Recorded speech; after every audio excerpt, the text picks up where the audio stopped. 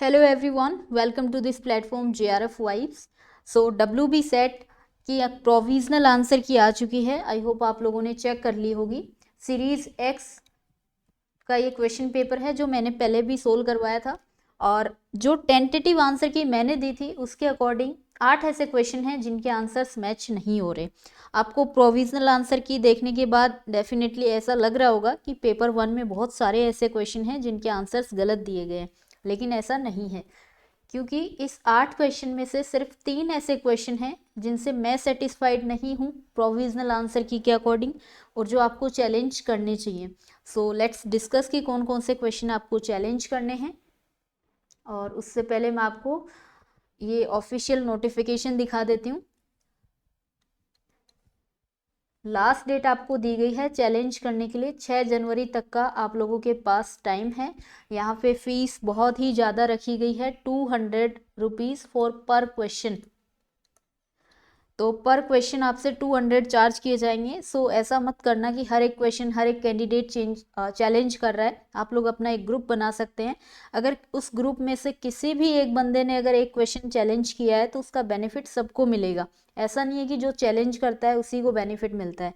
सो आप ग्रुप बना लीजिए, और जितने भी क्वेश्चन हैं उसके अकॉर्डिंग हर एक पर्सन अगर एक एक क्वेश्चन चैलेंज करेगा तो उसका बेनिफिट सबको मिलेगा, और इकोनॉमिकली भी आपके ऊपर बर्डन नहीं आएगा। ओके। सो 6 जनवरी लास्ट डेट है, 200 रुपये पर क्वेश्चन आपको पे करने हैं। और जिस भी क्वेश्चन के आंसर से आप सेटिस्फाइड नहीं हैं उसके साथ आपको जस्टिफिकेशन या एविडेंस सपोर्ट में आपको देना होगा, अदरवाइज उसका बेनिफिट आपको नहीं मिलेगा। सो अभी देख लेते हैं कि फर्स्ट पेपर में कौन से ऐसे क्वेश्चन हैं जो मैच नहीं हुए मेरी आंसर की से। सबसे पहले सेकंड क्वेश्चन देखिए। Identify the correct pair related to research from the following. Provisional answer key में आंसर दिया गया है सी। एब्स्ट्रैक्ट को समरी पॉइंट से रिलेट किया गया है, but still I am not satisfied with this question. आप इसको चैलेंज कर सकते हैं अगर आपको कहीं ऑथेंटिकेट प्रूफ मिलता है तो, क्योंकि मुझे अभी भी यही लग रहा है कि इसका right answer method and procedure होना चाहिए, क्योंकि एब्स्ट्रैक्ट को हम समरी पॉइंट्स नहीं कह सकते। अगर आपने कभी भी कोई रिसर्च पेपर पढ़ा है तो रिसर्च पेपर मान लीजिए 10 पेज का होता है, तो स्टार्टिंग का जो पहला पेज होता है उसमें एब्स्ट्रैक्ट लिखा होता है 1 या 2 पैसेज में। यानी कि पूरे रिसर्च पेपर में किस बारे में है उसका एक आपको एब्स्ट्रैक्ट, उस बारे में इंट्रोडक्शन टाइप वहाँ पे लिखा होता है, कि आपको पूरा पेपर ना पढ़ने की ज़रूरत पड़े और आपको ये समझ में आ जाए कि ये पेपर किस बारे में है। बट वो समरी पॉइंट्स तो नहीं होते हैं। तो यहाँ पे प्रोविजनल की में इनको समरी पॉइंट्स बोला गया है, लेकिन मुझे अभी भी इसका आंसर बी ही सही लग रहा है। तो पहला क्वेश्चन तो ये है जिसको आप चैलेंज कर सकते हैं। प्रूफ आप लोग देखिए अगर किसी बुक में इसका मिलता है तो। देन नेक्स्ट क्वेश्चन है क्वेश्चन नंबर 7।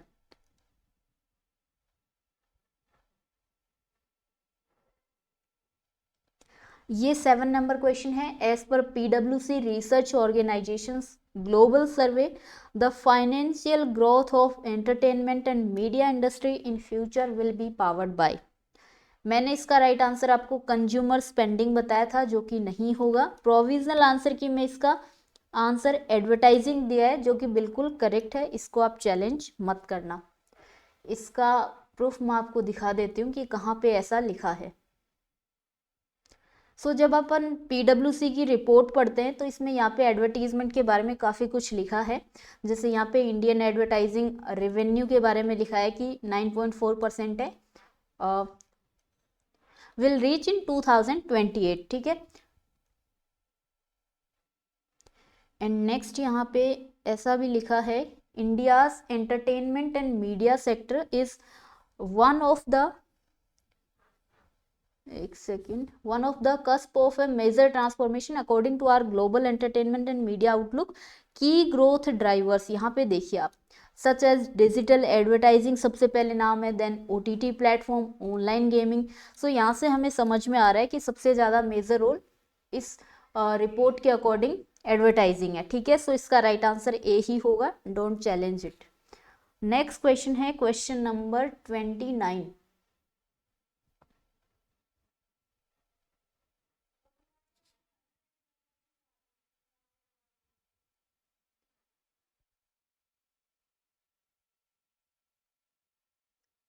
29 नंबर क्वेश्चन कौन सा है? ये एक्स सीरीज का पेपर है, आप लोगों का पेपर आप देख लेना कौन सी सीरीज में है। ओके, सो ये स्टेटमेंट एंड कंक्लूजन यहाँ पे दिए गए हैं। प्रोविजनल की में इसका राइट आंसर बताया जा रहा है ओनली 1 और 4। अगेन मैं इस क्वेश्चन के साथ एग्री नहीं हूँ, मुझे अभी भी इसका राइट आंसर सी ही लगता है, जो मैंने पहले आपको बताया था। क्योंकि अगर अपन इसको सोल्व भी करते हैं, all green are blue and all blue are orange, ऐसे ही बनेगा इसका डायग्राम। सबसे पहला जो कंक्लूजन है, सम ब्लू आर ग्रीन, ये वाला जो पार्ट है ये ब्लू भी है और ये ग्रीन भी है, डेफिनेटली सही है। लेकिन प्रोविजनल की में 1 और 4 बोला जा रहा है, तो 4 देखिए आप, ऑल ऑरेंज आर ब्लू। जब ऑल ब्लू यहाँ पे ऑरेंज लिखा है, तो ऑल ऑरेंज ब्लू कैसे हो सकते हैं? सिर्फ इतना ही पार्ट ऐसा है जो ब्लू भी है और जो ऑरेंज भी है, तो फोर्थ बिल्कुल भी सही नहीं हो सकता। राइट आंसर अभी भी मुझे सी ही लग रहा है। यस, डेफिनेटली आप इसको भी चैलेंज कर सकते हैं। और अगला क्वेश्चन है 31, और डेफिनेटली इसको भी आपको चैलेंज करना है, क्योंकि ये तो क्वेश्चन फ्रेमिंग ही गलत दी गई है। और इसका राइट आंसर मैंने आपको ये बताया था, जो कि ऑप्शन में मेंशन ही नहीं है, और प्रोविजनल की में ये दिया गया है। सो अगर इन दोनों में अपन कंपैरिजन करें, तो यहाँ पे देखिए 4 के बाद 2 आ रहा है, then first, fifth and third, तो 4, 2 यहाँ पे फर्स्ट आना चाहिए एंड फिफ्थ एंड थर्ड, तो फर्स्ट मैच नहीं हो रहा। बाकी अगर इन चारों में से देखें तो इससे मिलता जुलता आंसर सेकंड वाला है, लेकिन है तो गलत, तो इसको आप चैलेंज कर सकते हैं। नेक्स्ट क्वेश्चन है 33,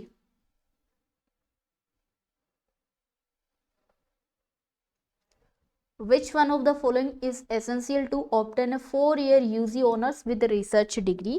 ये बिल्कुल ठीक दिया गया है, प्रोविजनल की में ए ही इसका राइट आंसर होगा, इसको चैलेंज नहीं करना है। सिक्योरिंग 160 क्रेडिट, टोटल आपको 160 क्रेडिट चाहिए, जिसमें इंक्लूड होंगे 12 credit from a research project. ऐसा नहीं है कि आपको 160 क्रेडिट तो जनरल लेने हैं और 12 credit from a research paper, अलग अलग नहीं होगा, ये टोटल आपको 160 क्रेडिट चाहिए अगर 4 year UG honours research degree करनी है तो, ठीक है।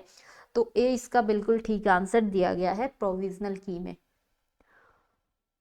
34 नंबर क्वेश्चन, इसका राइट आंसर सी दिया गया है, और ये थ्योरेटिकल सा क्वेश्चन है, तो इसका आपको कोई एविडेंस नहीं मिलेगा, तो आई थिंक सी ही इसका करेक्ट आंसर होना चाहिए, तो इसको भी चैलेंज करके कोई फ़ायदा है नहीं।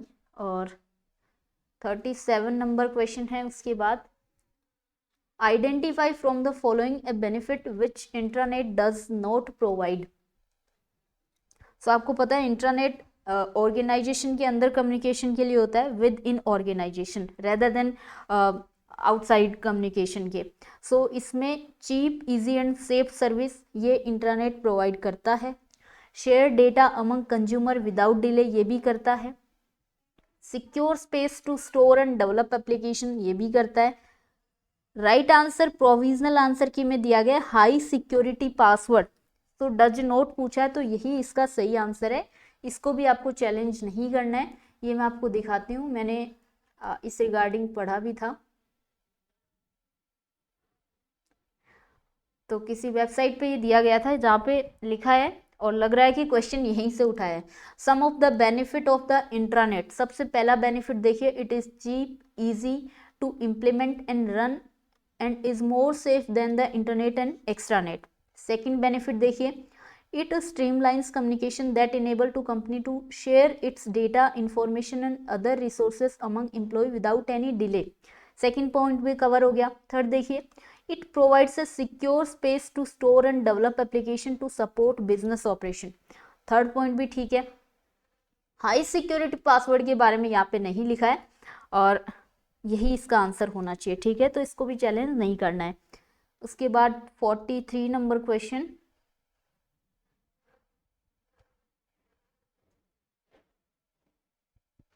Sustainable development. आपको लग रहा होगा कि ये क्वेश्चन भी गलत दिया गया, लेकिन ऐसा नहीं है, बिल्कुल ठीक आंसर है इसका बी, जो कि प्रोविजनल आंसर की में दिया गया है।